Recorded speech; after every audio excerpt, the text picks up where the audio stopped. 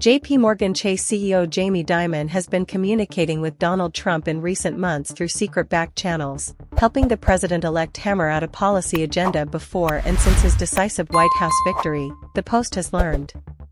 The 68-year-old Wall Street titan, who, like 78-year-old Trump, grew up in Queens in New York City, has acted as a sounding board for the incoming commander-in-chief's economic manifesto, for sources close to Trump's transition team said. One GOP insider said the president-elect's inner circle held a series of no-holds-barred conversations with Dimon, who at the time was rumored to be eyeing a government job himself. They had been speaking regularly for months, said another GOP source briefed on the situation. Three of the sources close to Trump said the secret back channel focused on plans for cutting government spending, banking regulation, taxes, and trade.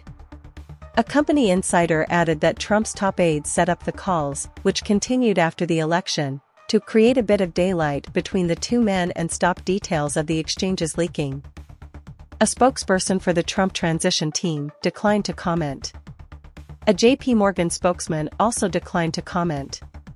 The quietly cozy relationship between Trump and Dimon has flourished despite the banker's cryptic and tight-lipped tendencies when it comes to politics.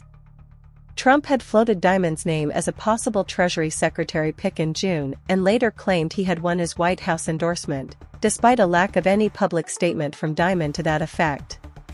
Trump and Dimon also have continued to talk despite bouts of tension, including on November 14 when the president-elect declared on Truth Social that Dimon will not be invited to join his cabinet. The banker promptly shot back, "I haven't had a boss in 25 years, and I'm not about ready to start." The JPMorgan CEO, a registered Democrat who declined to back either candidate in the White House race, had even reportedly toyed with the idea of joining a Kamala Harris administration but then ruled himself out of leaving the Wall Street giant when her poll numbers tanked, the Post previously reported. On November 22, the Post broke the news that Trump was also consulting with BlackRock CEO Larry Fink, a major Dem donor, on policy issues. Nevertheless, the former Apprentice star's admiration of Dimon, who has helmed JPMorgan Chase for nearly 2 decades and has a net worth estimated by Forbes at $2.6 billion, was described by one source as a man crush.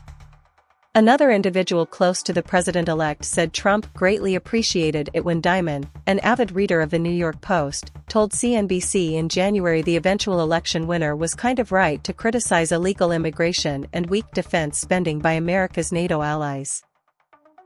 Dimon's comments angered left-wingers within the Biden administration, who then blacklisted Dimon from the White House in a fit of pique, as the Post exclusively reported.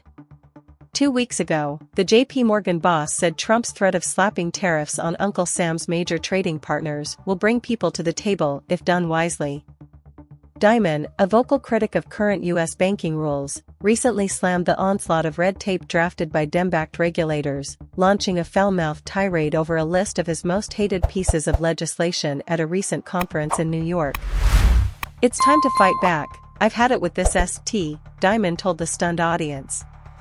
The JPMorgan boss singled out regulations aimed at keeping banks resistant to financial storms by forcing them to hold more capital on their balance sheets. The proposal, known as Basel III, would see major lenders raise that emergency buffer by 9%. "Things are becoming unfair and unjust, and they are hurting companies. A lot of these rules are hurting lower-paid individuals," Dimon said on October 28. Dimon, who pulled down a salary of $34.5 million last year, urged the U.S. government in his annual letter to shareholders last May to deliver effective policymaking, issuing a warning that a politician's dream is a businessman's nightmare. Wells Fargo analyst Mike Mayo said Trump's second term as president will present the biggest inflection point for banking regulation in 3 decades. "This is Jamie's vindication," Mayo told the Post. "He is looking at all the bureaucracy and red tape and saying enough of the regulatory theater. It's like banking with one hand tied behind your back." Mayo added that Trump potentially taking an axe to stringent banking rules should mean borrowers get better rates for their loans and better services for customers. The top analyst said, "It would be foolhardy for any administration not to hear Jamie Dimon out. Everyone should at least be consulting him for ideas."